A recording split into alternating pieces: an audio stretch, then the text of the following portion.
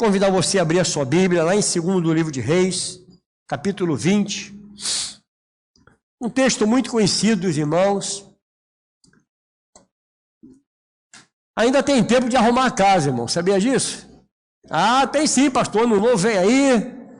Vou arrumar minha casa, fazer uma faxina, né?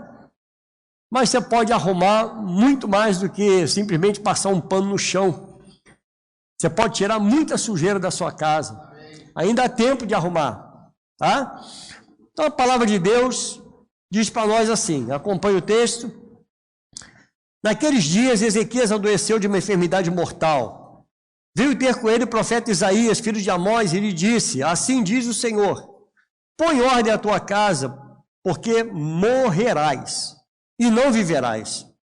Então virou Ezequias o rosto para a parede e orou ao Senhor, dizendo: lembra-te, Senhor, peço-te de que andei diante de ti com fidelidade, com inteireza de coração, e fiz o que era reto aos teus olhos, e chorou muitíssimo. Antes que Isaías tivesse saído da parte central da cidade, veio a ele a palavra do Senhor, dizendo: volta e diz a Ezequias, príncipe do meu povo, assim diz o Senhor, o Deus de Davi, teu pai: ouvi a tua oração e vi as tuas lágrimas. Eis que eu te curarei ao terceiro dia. Subirás à casa do Senhor. Acrescentarei aos teus dias 15 anos e das mãos do rei da Síria te livrarei, a ti e a esta cidade. E defenderei esta cidade por amor de mim, por amor de Davi, meu servo. Disse mais Isaías: tomai uma pasta de figos. Tomaram-na e a puseram sobre a úlcera. E ele recuperou a saúde. Ezequias disse a Isaías: qual será o sinal de que o Senhor me curará? E de que ao terceiro dia subirei à casa do Senhor? Respondeu Isaías: ser-te-á isto da parte do Senhor, como sinal de que ele cumprirá a palavra que disse: adiantar-se-á a sombra 10 graus ou retrocederá? Então disse Ezequias: é fácil que a sombra adiante 10 graus. Tal, porém, não aconteça, antes retroceda 10 graus. Então o profeta Isaías clamou ao Senhor e fez retroceder 10 graus a sombra lançado pelo sol, declinante ao relógio de Acais. Nesse tempo, Merodach-Baladã, filho de Baladã, rei da Babilônia, enviou cartas e um presente a Ezequias, porque soube que estivera doente. Ezequias se agradou dos mensageiros e lhe mostrou toda a casa de seu tesouro, e a parte, o ouro, as especiarias, os óleos finos, o seu arsenal e tudo quanto se achava nos seus tesouros. Nenhuma coisa houve, nem em casa, nem em todo o seu domínio, que Ezequias não lhe mostrasse. Então, Isaías, o profeta, veio ao rei Ezequias e lhe disse: que foi que aqueles homens disseram e de onde vieram a ti? Respondeu Ezequias: de uma terra longínqua vieram da Babilônia. Então ele: que vieram em sua casa? Que vieram em tua casa? Respondeu Ezequias: viram tudo quanto há em minha casa. Coisa nenhuma há dos meus tesouros que eu não lhe mostrasse. Então disse Isaías a Ezequias: ouve a palavra do Senhor, eis que virão dias em que tudo quanto houver em tua casa, como que entesouraram teus pais até o dia de hoje, será levado para a Babilônia. Não ficará coisa alguma, disse o Senhor, dos teus próprios filhos que tu gerares, tomarão para que sejam eunucos no palácio do rei da Babilônia. Então disse Ezequias a Isaías: boa é a palavra do Senhor que disseste, pois pensava, haverá paz e segurança em meus dias. Pai, estamos diante da tua palavra, Senhor. Pedimos a ti nessa noite que o Senhor trate conosco. Fale, Senhor, através da tua palavra, Deus, e que não seja eu aquele que administrá-la, mas sim o teu Espírito que habita em mim. Pai, não permita que eu venha falar nada além daquilo que o Senhor tem para tratar com o teu povo, com a sua igreja. Queremos sair daqui renovados e transformados pelo poder da tua palavra. Muito obrigado, Senhor, pela tua presença aqui. Te agradecemos, Espírito Santo, porque o Senhor tem falado conosco nesse altar. Ó Deus, te damos total liberdade nesse lugar, e que nenhum outro espírito ouse sequer se manifestar aqui, porque esse lugar é santo, é consagrado ao Senhor. Fale conosco em nome de Jesus. Amém e amém. Podem sentar, irmãos? Glória a Deus. Queridos, dá um retorninho aqui para mim, eu acho que está só um pouquinho, só um retorno. Queridos, eu sei que você já ouviu muita palavra em cima desse texto, mas eu gostaria que você prestasse um pouco mais atenção naquilo que Deus tem para tratar com a tua vida e certamente com a tua família. Mas o futuro ele é construído por pessoas e pela palavra de Deus. É assim que nós construímos o nosso futuro. E Deus tem uma palavra que pode ser determinante para a sua vida, para a sua família e para a tua posteridade. Eu tenho certeza que Deus tem uma palavra para tratar com a tua geração. E se essa palavra, ela penetrar na sua mente nessa noite, você sair daqui pensando nessa palavra, e essa palavra permanecer no teu coração, ela pode vir impactar a tua vida e a vida dos teus. Eu, quando estava lendo essa palavra que eu estava estudando, Deus ele falou muito comigo acerca da vida que eu levei, da vida que eu tive, as coisas que eu fiz e do que eu posso fazer daqui por diante. Porque o passado, sinceramente, eu não posso consertar absolutamente nada. Já passou. Mas o amanhã eu posso fazer alguma coisa. Você pode fazer alguma coisa no teu amanhã. Você crê nisso, irmãos? Eu creio nisso. Então a palavra profética, querido, que eu tenho para a sua vida, para esses próximos anos, é a mesma palavra dita pelo profeta Isaías. E essa palavra é a palavra que todos nós devemos pensar nela e levar para o resto da nossa vida.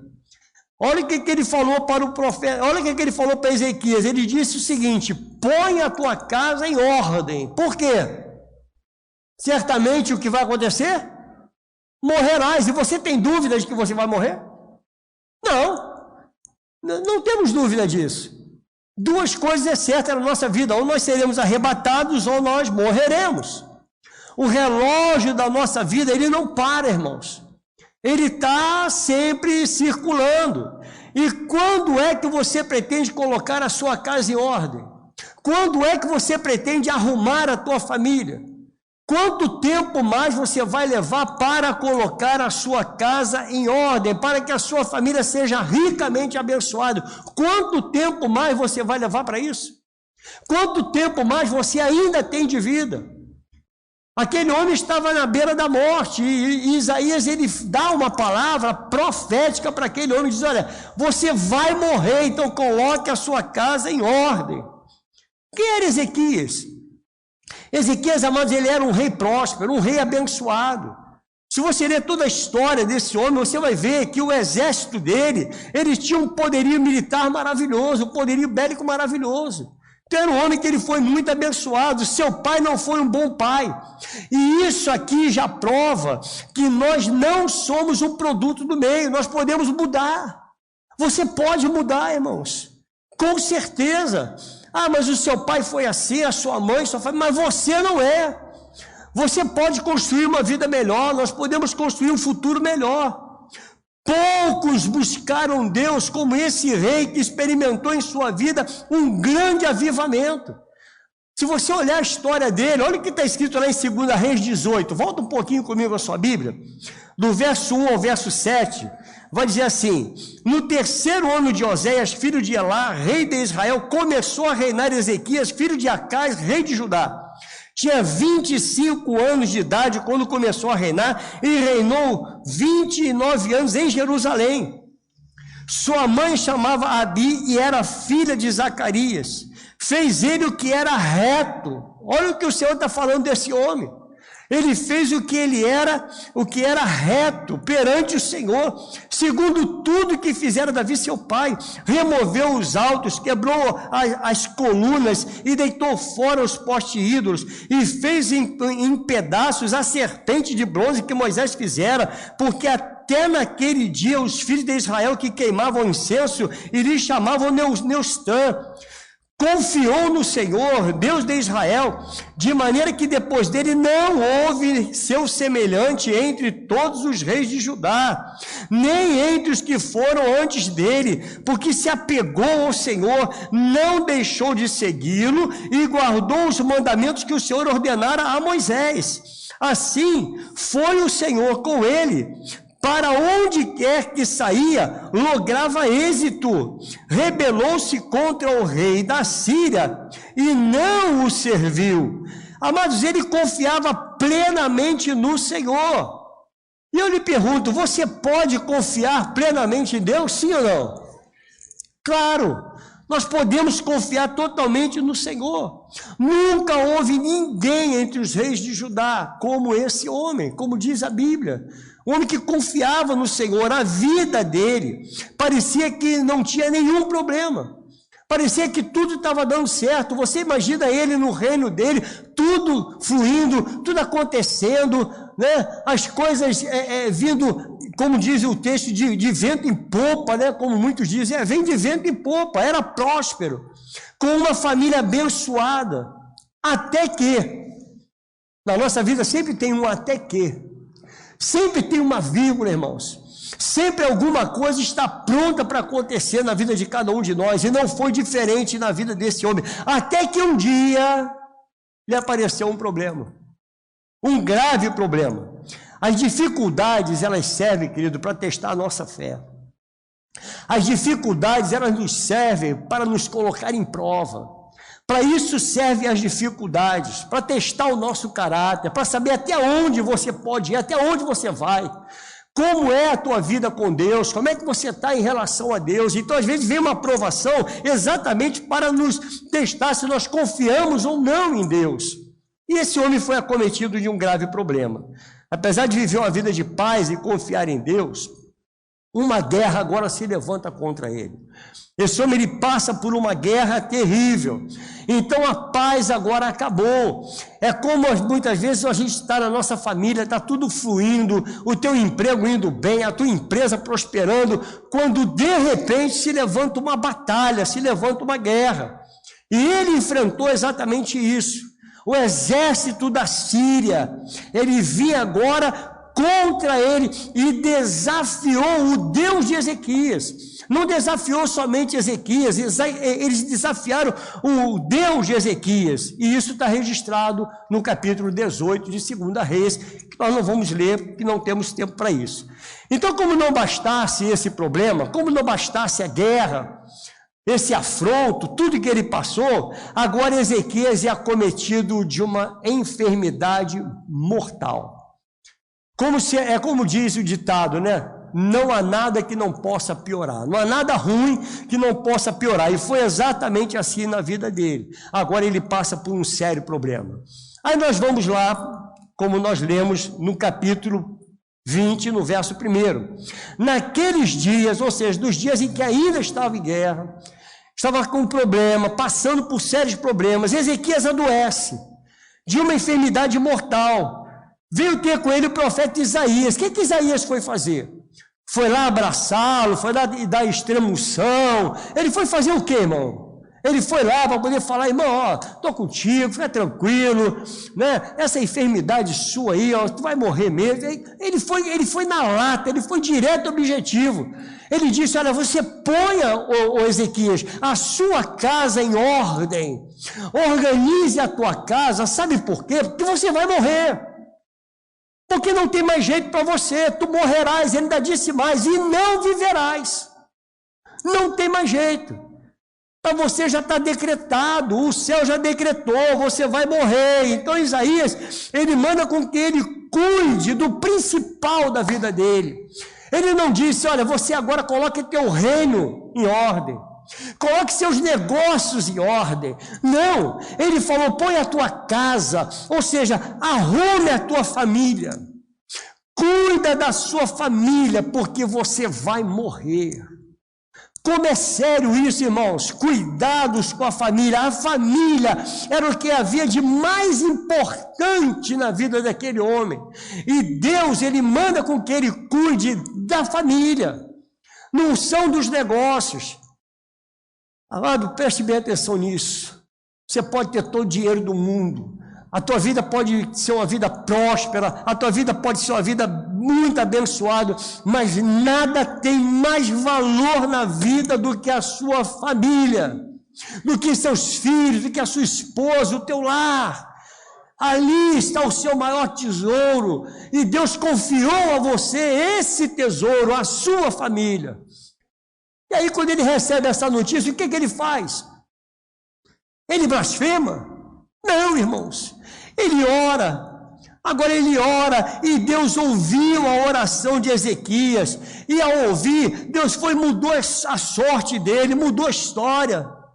Quem mudou, querido?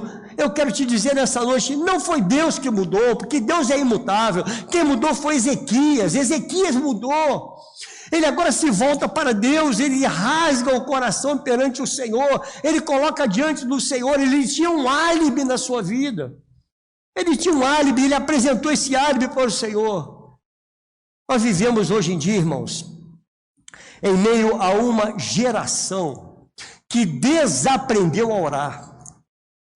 Nós vivemos uma geração que não ora mais. Nós somos bons em tudo. Se a gente fizer uma programação aqui na igreja, vou convidar cantores, vai vir um pregador internacional, que não é o Rombel Asperger, né? Vai vir um internacional, vai trazer uma palavra. Irmãos, a igreja vai superlotar. Vai superlotar essa igreja, vai ter gente lá fora. Mas se nós dissermos assim agora, domingo que vem, nós não vamos ler, olha, não vamos nem pregar a palavra, irmão, nós vamos todo mundo dobrar o joelho, vamos orar. Quantos vocês acham que vem? Com quantos nós contamos? Será que nós teríamos fila ali fora para entrar na igreja e dizer, eu estou com sede de oração. Não, eu quero orar. A minha garganta, meu joelho, eu tenho que calejar o meu joelho, eu quero orar. Você acha que isso aconteceria? É óbvio que não, irmãos. Não aconteceria. Porque é uma geração falida de oração. Nós não oramos mais, irmãos. O verso 2 e verso 3 diz, então virou Ezequias o rosto para a parede e orou ao Senhor, dizendo, lembra-te, Senhor. Olha o álibi que ele apresentou diante de Deus. Lembra-te, Senhor, eu peço-te que andei diante de ti com fidelidade. Senhor, eu fui fiel a ti, Senhor. Eu fui fiel ao Senhor. E com interesse de coração, eu fiz tudo que era reto aos teus olhos, e esse homem, ele chora muitíssimo, a oração levou o pranto, ele chorou, ele colocou a cara na parede, irmãos, e orou fervorosamente, e a oração dele foi respondida. Glória a Deus, o nosso Deus é Deus que responde a oração. Amado, se há uma coisa que faz toda a diferença na igreja, é a oração, é a comunhão com Deus, é você orar, é buscar ao Senhor verdadeiramente. Se você não ora, eu quero te dar apenas colocar uma vírgula nessa mensagem. Se você é uma pessoa que não ora, meu irmão, você não tem comunhão com Deus.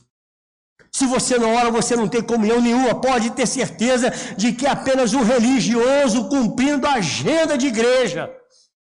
Apenas cumpre uma agenda. Apenas nós cumprimos uma programação, é o que está no calendário.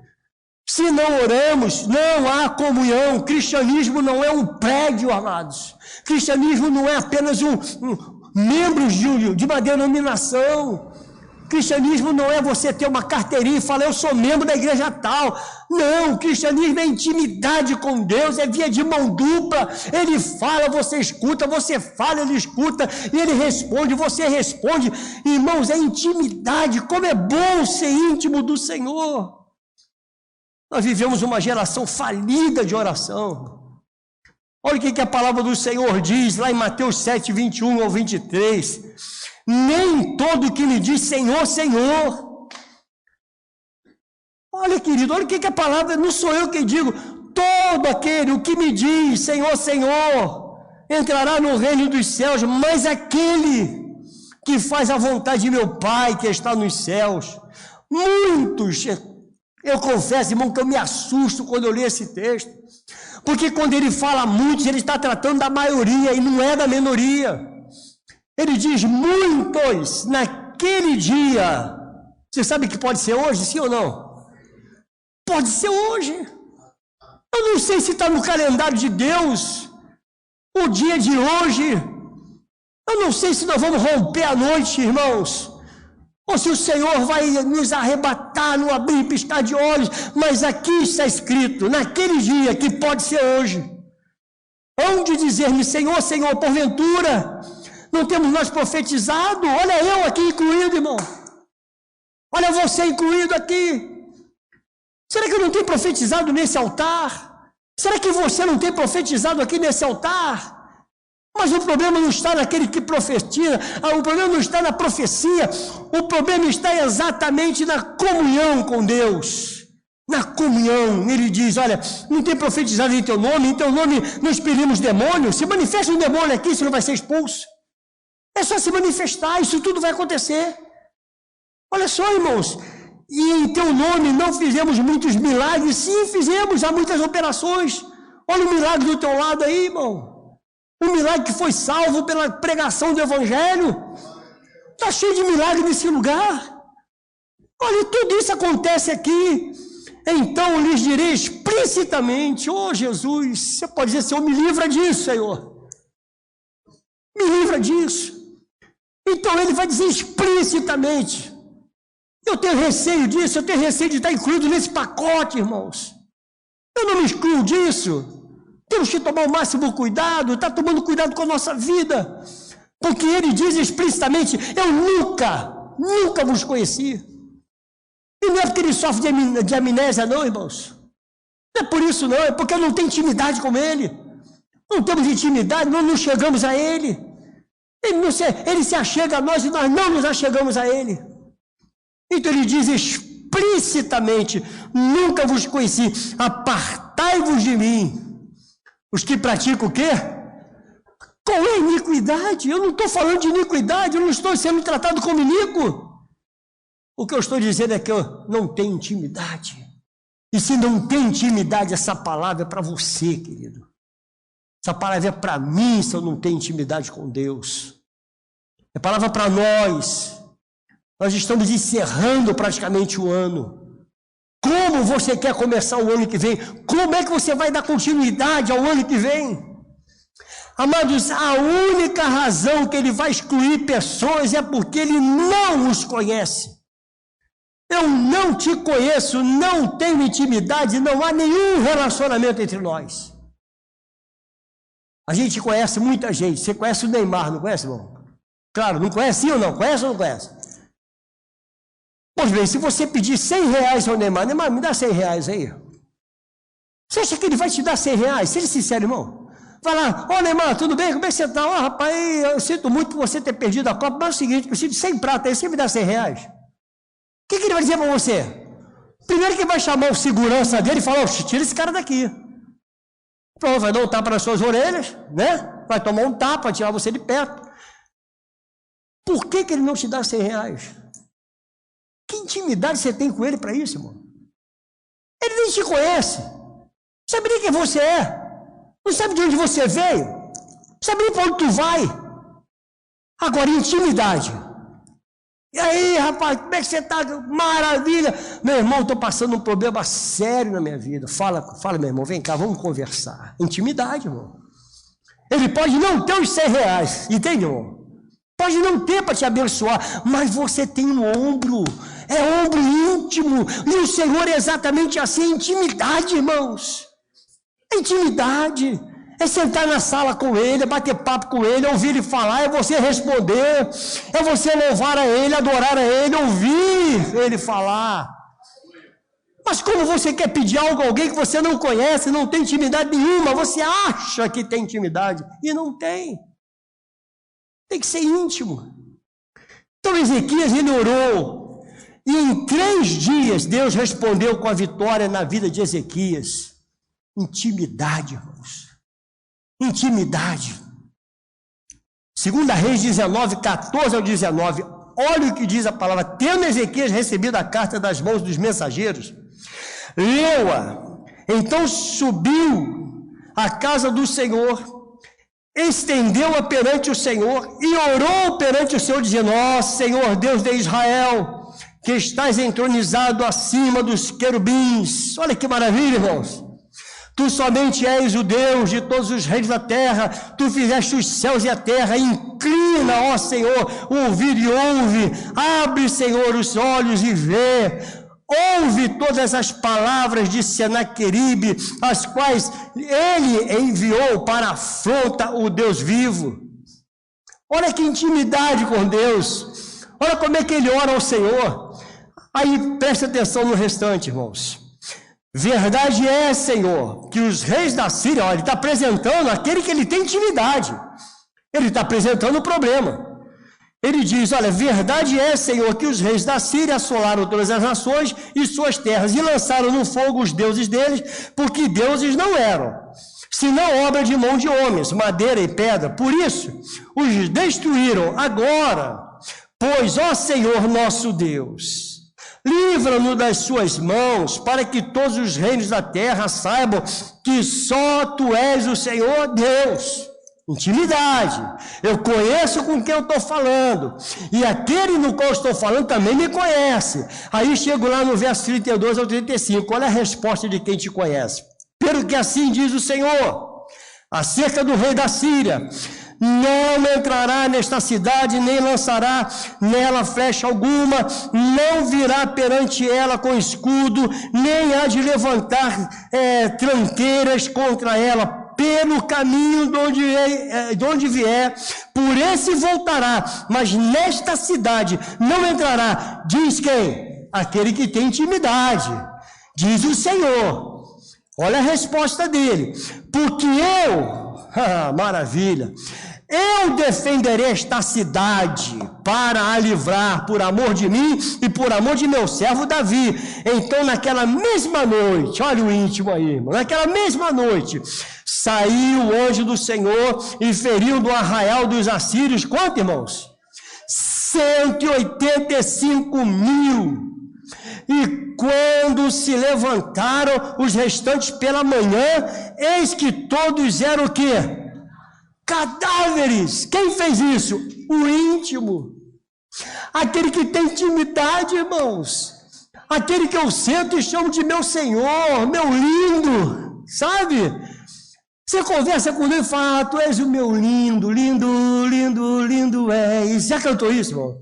Glória, glória, eu te dou. Né, Davi? Jesus, que maravilha. Mas não, a gente quer meter o pé na porta. É o negócio seguinte: estou duro mesmo, estou precisando de dinheiro. E tal. Irmão, calma. A sua vida está na mão de Deus, irmão. Ele tem o controle de tudo, querido. Deus tem controle de tudo. Deus ouviu a oração de Ezequias e lhe deu uma vitória. Ezequias, ele teve uma vitória extraordinária. Esse homem foi curado. Porém, irmãos, as coisas não deram muito certo para ele. Não deram muito certo. Eu lhe pergunto, ele obedeceu a ordem do Senhor até o final da vida? Não. Ele não obedeceu a ordem do Senhor até o final da vida.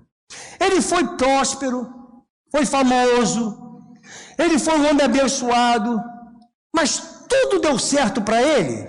Não. Não deu tudo certo para ele. Ele não obedeceu uma única ordem que Deus lhe havia dado. Uma única ordem, uma ordem simples. Ponha a tua casa em ordem. Só isso. Ponha a sua casa em ordem. Amado, depois de ter sido curado, ele teve um filho, sim ou não? Como era o nome desse filho? Quem é bom de Bíblia aí? Manassés. Ele teve um filho, depois de curado, ele teve um filho. Mas a Bíblia fala sobre os reis de Israel. E quando fala desse Manassés, a Bíblia dá um adjetivo horrendo para esse homem. Filho de um homem abençoado, de um rei abençoado. E ele diz que foi o pior rei que Israel já teve, irmãos. Foi terrível esse homem. Portanto, abrindo um parênteses aqui, Ezequias, vencedor de batalha, homem próspero, um bom rei, não foi um bom pai. Preste atenção nisso, irmãos. Foi um bom pai. E no decorrer da história você vai ver. Amados, nós podemos ser crentes abençoados, você pode ser um pregador do evangelho, você pode fazer tudo certo, tocar maravilhosamente bem, mas ser um fracasso na construção da família, ser um fracasso na construção familiar, ser um fracasso nas próximas gerações. Pode acontecer isso. Nós estamos vivendo uma pandemia terrível, e essa pandemia não é o coronavírus, irmãos. Nós estamos vivendo uma pandemia de egoísmo. Nós vivemos uma geração egoísta, cada um cuidando de si. Entende? Cada um cuida dos seus próprios interesses. Uma geração que só busca o prazer próprio, só busca o holofote, só busca o estrelato. Uma geração de quem gosta de levar vantagem, parece geração de Gerson, né? Quero levar vantagem em tudo. Eu me preocupo muito, irmãos. De que maneira minhas filhas, meus netos me verão no futuro? Você já se preocupou? Você já perguntou? Já perguntou para Deus, Senhor, que legado eu vou deixar aí? O que meus filhos dirão a meu respeito quando eu não estiver mais aqui? Você já se preocupou com isso, irmãos? Eu me preocupo muito com isso. O que meus netos vão dizer a meu respeito? Quantos não têm hoje seus filhos na presença do Senhor, por não ter colocado a família como prioridade, irmãos? E eu digo para os irmãos, eu cometi muitos erros. Então, quando eu prego uma palavra como essa, eu prego para mim. Se você quiser pegar carona, vem comigo, tá? Então, o texto, ele diz que de repente, por causa da cura, vieram da Babilônia para ver o quanto Ezequias era um homem abençoado. Olha como a coisa percorreu, irmãos. E vieram homens para ver. Aí, 2 Reis 20, do 12 ao 17, vai dizer assim: neste tempo, Merodach-Baladã, filho de Baladã, rei da Babilônia, enviou cartas e um presente a Ezequias, porque soube que estivera doente. Ezequias se agradou dos mensageiros e lhe mostrou toda a casa do seu tesouro, a prata, o ouro, as especiarias, os óleos finos, o seu arsenal e tudo quanto se achava nos seus tesouros. Nenhuma coisa houve, nem em casa, nem em todo o seu domínio, que Ezequias não lhe mostrasse. Então Isaías, o profeta, veio ao rei Ezequias e lhe disse: o que ele falou aí, irmão? Que foi que aqueles homens disseram e de onde vieram a ti? Respondeu Ezequias: de uma terra longínqua vieram, da Babilônia. Perguntou ele: que viram em tua casa? Respondeu Ezequias: viram tudo. Eles viram tudo, eu abri minha porta assim e mostrei tudo. Eu mostrei tudo que eu tenho, olha aqui, isso aqui é minha despensa, isso aqui é minha sala, minha cozinha, meu banheiro, isso aqui é meu dinheiro, isso aqui é meu ouro. Eu mostrei tudo que eu tinha que mostrar. Ele mostrou tudo, irmãos. Ele mostrou tudo. Respondeu Ezequias: viram tudo quanto há em minha casa, coisa nenhuma há nos meus tesouros que eu não lhe mostrasse. Então disse Isaías a Ezequias: ouve a palavra do Senhor. Eis que virão dias em que tudo quanto houver em tua casa, como que entesouraram teus pais até o dia de hoje, será levado para a Babilônia. Isso aconteceu. Será levado para a Babilônia, não ficará coisa alguma, disse o Senhor. O orgulho, irmãos, e a soberba tomaram conta do coração daquele homem. Olha só, olha o meu reino, sou um cara próspero, rapaz. Olha aqui, em nenhum momento você vai ouvir Ezequias falando: Deus me abençoou, olha o que Deus fez por mim, olha o que o Deus de Israel, olha o que o meu Senhor proveu, olha aqui a minha úlcera, eu estou curado. Em nenhum momento, é como se houvesse uma exaltação. Ele valorizou as suas conquistas, deixando de lado o que havia de mais precioso na vida: a sua família. A sua família. Ele havia deixado de lado. Amados, tem filhos perdidos dentro de casa. Eu vou repetir para você, porque essa mensagem vai para a internet. Tem filhos perdidos dentro da própria casa, que a única coisa que tem em comum com a família é o CEP. Não tem mais nada em comum com a família, estão perdidos dentro da própria casa. Quantos valorizam muito mais o seu trabalho? Quantos de nós da igreja valorizamos muito mais o nosso ministério? Quantos, irmãos? Quantos de nós valorizamos os nossos tesouros? Tudo que conquistamos, a nossa conquista, a nossa riqueza. Quantas vezes nós vemos isso? Valorizamos tudo isso e esquecemos e deixamos de lado a nossa família. Estamos perdendo filhos dentro da própria casa, irmãos. Os filhos estão morrendo dentro do quarto, estão morrendo numa sala, os filhos estão morrendo dentro do seu banheiro, os filhos estão morrendo dentro de casa e nós não estamos vendo. Ezequias não glorificou a Deus, muito pelo contrário. Ele agora se enche de orgulho, e o orgulho ele precede a ruína. É o que diz a palavra do Senhor. Um rei maravilhoso, um rei abençoado, e sua família foi péssima, irmãos. Tendo um filho como o pior rei de Israel, é o que diz a Bíblia. Manassés foi o pior rei, seu filho era perverso, um homem afastado de Deus. E eu lhe pergunto, com todo respeito, você sabe onde estão os seus filhos agora? Você sabe o que eles estão fazendo exatamente nesse momento? Você sabe o que eles estão fazendo? Mas o fato de estarem na igreja não significa que eles são igreja. Não significa. Eles podem estar na igreja e não ser igreja. Você está entendendo isso, querido pai, querida mãe? Onde eles estão? Então a palavra de Deus que eu quero deixar para você, para o próximo ano, que vai iniciar, você pode começar a fazer isso hoje. Coloque em ordem a tua casa. Coloque a sua casa em ordem, porque certamente morrerás. E, amado, isso é o que nós temos de mais certo na nossa vida. Anos depois, cumpriu-se, a Babilônia tomou a Israel. Mas olha, anos depois, Ezequias já não era mais vivo, Manassés não estava mais vivo, aí veio o profeta Jeremias. Olha o que ele diz, Jeremias capítulo 15, verso 4. Anos depois, entregá-los-ei para que seja um espetáculo horrendo para todos os reinos da terra, por causa de quem? Está escrito aí, irmão, sumiu? Por causa de Manassés, filho de Ezequias, rei de Judá, por tudo quanto fez em Jerusalém. Olha o peso do erro, irmãos. Olha o que foi acometido toda uma nação por causa de um homem que não fez exatamente o que deveria ser feito: cuidar da família, cuidar da sua própria casa.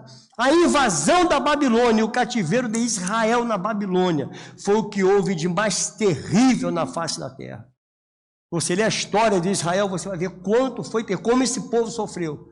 Não houve nada mais terrível. E foi Deus quem permitiu, irmãos. Foi Deus. Deus já havia profetizado e isso aconteceu. Anos antes, Deus falou para um pai colocar a sua casa em ordem e esse pai não obedeceu. Não foi um bom pai. Não colocou a casa em ordem. A nação inteira agora sofre por causa do que aconteceu dentro da família de Ezequias. Um homem não cuidou de sua família. Aí eu quero abrir um pequeno parênteses aqui. Isso aconteceu anos depois. Eu não sei, querido, se Deus chamou um servo seu há 10, 20, 30, 100 anos atrás, não sei, só estou conjecturando um pouquinho, se ele falou para que esse homem cuidasse dessa nação chamada Brasil. Não sei. Olha, eu estou te chamando, estou te colocando como servo nesse lugar para você cuidar do Rio de Janeiro. Não sei. Eu não sei. Mas o que nós estamos vendo hoje, irmãos, nós temos uma nação abençoada. Você crê nisso? Eu creio. O Brasil é um país abençoado, irmãos.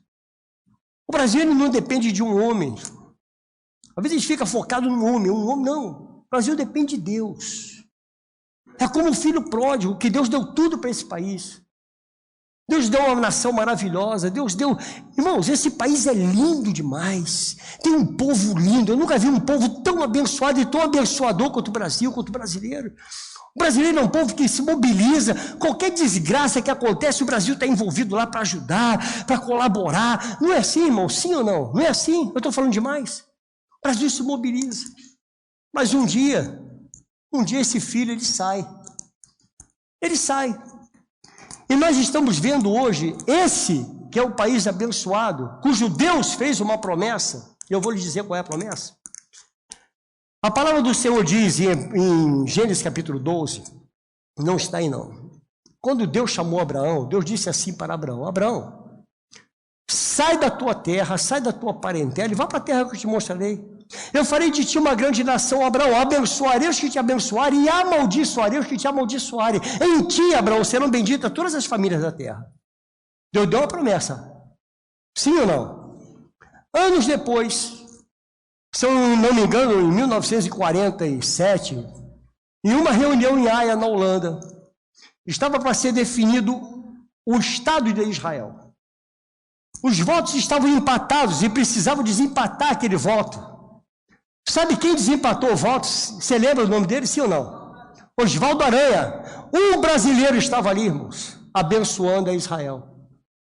Você entende por que eu considero o Brasil um país abençoado? Porque a palavra do Senhor diz: abençoarei os que te abençoarem. E quem abençoou Israel foi o Brasil através de um homem, de um brasileiro, irmãos.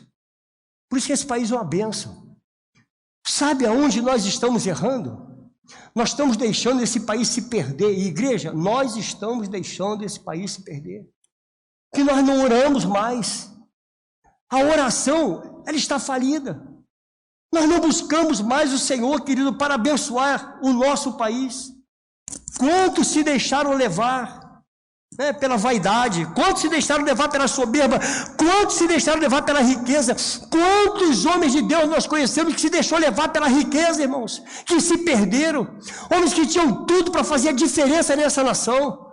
Homens que tinham tudo para ser pregadores do evangelho, que eram impactar esse país. E os homens se deixaram levar pela riqueza, pela soberba, pela vaidade, pelos holofotes, pelas luzes. Onde está? Onde está a igreja? Nós somos os remanescentes. Ainda há os remanescentes nesse país, irmãos.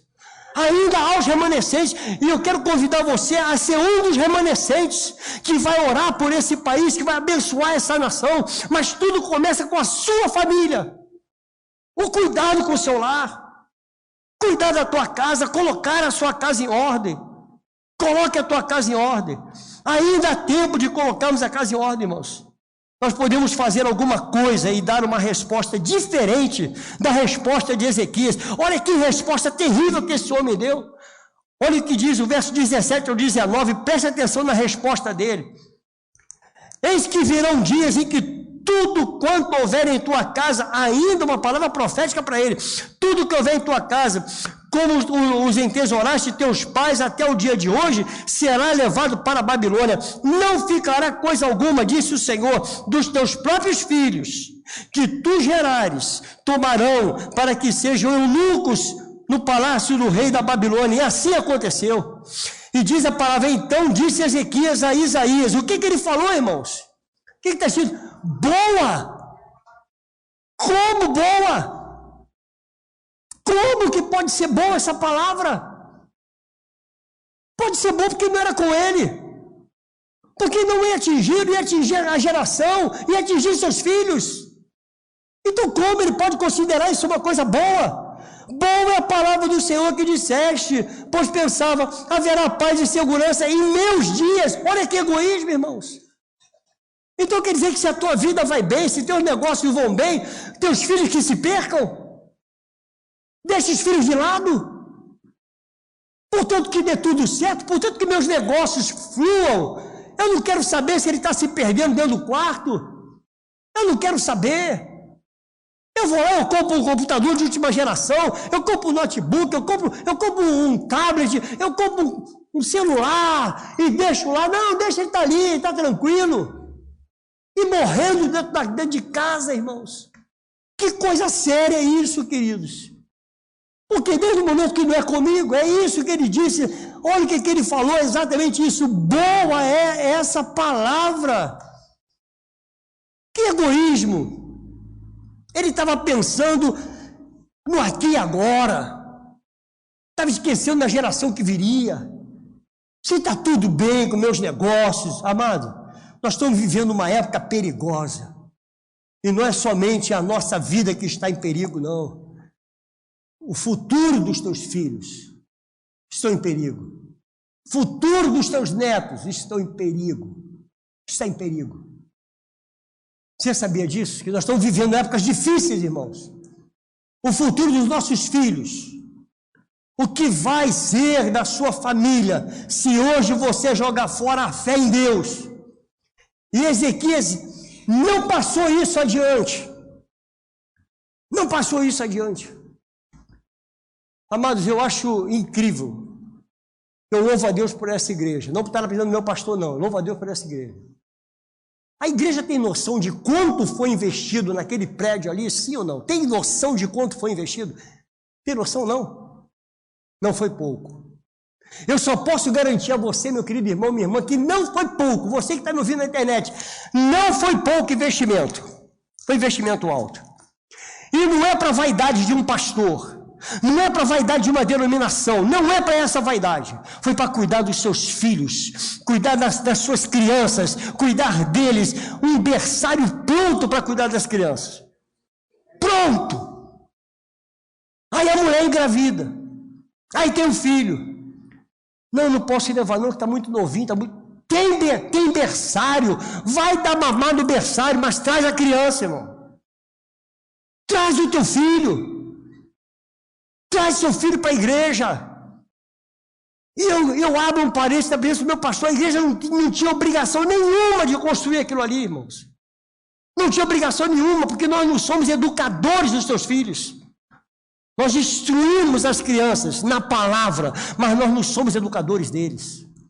A educação vem na sua casa, vem na sua família. Mas está construído o prédio para te ajudar, para abençoar a tua vida, para abençoar a sua família, abençoar os seus filhos, as suas gerações. Foi construído aquilo ali. Aonde estão os seus filhos? Essa é a pergunta que a gente faz e eu vou deixar para cada um pensar nessa noite. Seu filho precisa ver Cristo, amados. É o que você tem de mais valor e não seus bens materiais. Sabe o que o inimigo fez? O inimigo levou tudo que tinha de valor, levou os filhos, foram eunucos, todos os filhos. Verso 17 e 18, eis que virão dias em que tudo quanto houver em tua casa. Você já pensou nisso, querido? Você constrói a tua vida, constrói tudo, aí o Senhor fala exatamente isso para você. Haverão dias em que será tudo destruído. Teus filhos serão levados cativos. Qual seria a tua resposta no lugar desse homem? O que você responderia para Deus?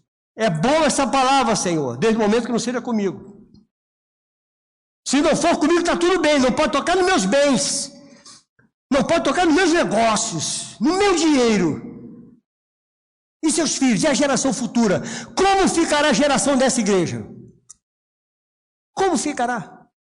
Porque pela ordem natural das coisas, os pastores vão primeiro. Está entendendo, irmão? A veiarada vai tudo embora. Sabe? Eu nem vou dizer que eu estou na fila, na frente, na primeira fila, não. Já riu aqui, pastor. Não deixa ele fazer isso comigo, não. Já riu aqui. Ainda bem, ele olhou para mim, ainda bem que você está na frente aí, cabeça branca. Então pensa, o que será da geração dessa igreja? Você já parou para pensar nisso, irmão? Se até nós formos para a glória, pastor Maurício, pastor Manuel e eu, por último, pastor. Está vendo? Botei uma ordem legal. Se nós formos para a glória, como será essa igreja? Ah, tem diácono. As veiaradas vão embora também, irmão. Vai embora. A minha preocupação, sabe, Alexandre, é com as crianças da igreja, os jovens da igreja. Estamos perdendo jovens, perdendo criança, porque eles estão morrendo. Não é na igreja não, irmãos. Não culpa a igreja, porque a igreja não é culpada das mazelas da família. Não tem culpa nenhuma. A culpa está dentro de casa. Está perdendo lá dentro. Está entendendo isso, querido? Palavra que o Senhor trouxe para nós nessa noite. Os filhos de Ezequias se tornaram eunucos, irreprodutíveis. E essa é a geração de hoje, querido. Uma geração de eunucos. Nós temos uma geração sem sexualidade nenhuma, sem gênero, uma cambada de eunucos, sem nenhuma castração, a castração moral, a castração do caráter. É isso que nós estamos vendo hoje nessa geração, sem nenhum gênero, sem identidade de gênero. Geração eunuca. É o que nós estamos vendo e vivenciando nos nossos últimos dias. Nada há mais triste que uma pessoa gerada para ser homem e vir uma mulher. Tem nada mais triste, irmão, sem nenhuma identidade. Quantos pais estão cedendo aos filhos os prazeres dos filhos dentro da própria casa? Por ser um bom pai. Não, olha que teoria idiota, irmãos. Eu prefiro que meu filho fume maconha dentro de casa do que ele ficar lá na favela fumando maconha. O que é isso, meu irmão? Tua casa agora é ponto de droga? É isso mesmo? A sua casa agora é uma boca de fumo? Eu prefiro que minha filha fique no quarto com o namorado, ou meu filho com a namorada, do que eles irem para um motel. Então você transforma aquilo que Deus diz que é sagrado, que é o seu lar, você transforma isso no motel. Isso é normal? Não pode ser normal, irmãos. Eu estou falando para a igreja. Será que isso acontece só do lado de fora? Lamentavelmente, isso acontece dentro, irmãos. Se estivesse só lá fora, seria fácil. Estaríamos aqui todos isolados. Mas não. Acontece dentro do arraial de Deus. A mesma coisa. Querido, eu quero finalizar essa palavra, chamar o meu lindo lá, meu bonitinho, deixando para você Gênesis 18, verso 18 ao 19. Visto que Abraão certamente virá a ser uma grande e poderosa nação, e nele serão benditas todas as famílias da terra, porque eu o escolhi para que ordene a seus filhos e a sua casa depois dele, a fim de que guardem o caminho do Senhor. Olha para a sua família ser abençoada, para a geração ser abençoada, para a nação ser abençoada. Guardem o caminho do Senhor e pratiquem a justiça e o juízo, para que o Senhor faça vir sobre Abraão o que tem falado a seu respeito. Amado, você quer que a sua família seja abençoada? Ordena aos seus filhos e seus netos que honrem ao Senhor. Ensine a eles a honrarem ao único e verdadeiro Deus, a terem temor de Deus. Não é ter medo, não, é ter temor a Deus. Em ti serão benditas todas as famílias da terra, irmãos. Ainda há tempo de arrumar a sua casa. Ainda há tempo. Você está entendendo, irmão? Você ainda está vivo. Ainda estamos vivos. Seus filhos precisam saber que existem heróis da fé, muito melhores que o Homem de Ferro, muito melhores que o Homem-Aranha. Existem heróis da fé que não negaram a sua fé, e que você seja um deles. Apresentar isso para os seus filhos, para a sua geração futura. Como é bom a gente falar, eu sou crente porque eu puxei o meu pai, eu puxei a minha mãe, eu fui educado na direção da palavra, meus pais me instruíram na palavra, eu ia para a igreja com prazer, porque eu olhava para o Deus do meu pai, e meu pai ia com prazer, e não por uma obrigação. Faça desse novo ano, irmãos, um ano de renovo para a sua família, deixando uma marca para a sua geração futura. Faça isso. Nós podemos mudar o rumo dessa nação.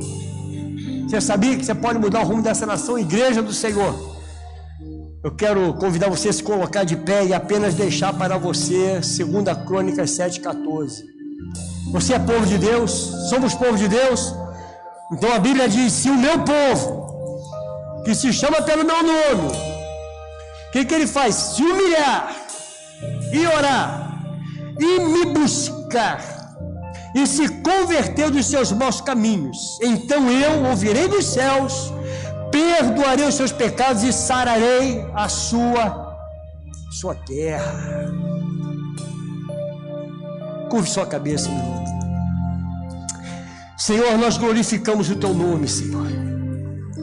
Senhor, nós estamos praticamente encerrando o ano, Senhor, faltando apenas mais uns 2 dias para que isso aconteça. Senhor, mas será apenas uma mudança de calendário, Senhor. Vamos mudar o calendário. Um novo ano se inicia. Mas, Senhor, nós não queremos mudar o calendário e continuar a mesma história. Queremos uma mudança nessa igreja, Pai. Uma mudança nos ministérios, seriedade, Senhor, nos ministérios. Que os pais sejam pais de verdade. De verdade. Não apenas reprodutores, mas pais de verdade. Mas que cuidem, para que a nossa futura geração, a geração dessa igreja, Pai, possa também ser uma geração próspera no Senhor. Que essa igreja continue sendo, ó Deus, a igreja de um povo fiel e que há seriedade nesse lugar. Mas para isso, Senhor, nós precisamos das gerações futuras. Ajude os pais a mudar o seu lar. Nos ajude a limpar a nossa casa, a limpar a nossa família. Jogar tudo que não presta fora, Senhor, e começar uma nova história, porque ainda há tempo, Deus, de escrevermos uma nova história para a nossa família. Ajude teus servos. Obrigado, meu Jesus, pela tua presença nesse lugar. Por tudo que o Senhor tem tratado com essa igreja, por amor ao teu povo. Eu te agradeço em nome de Jesus. Amém e amém.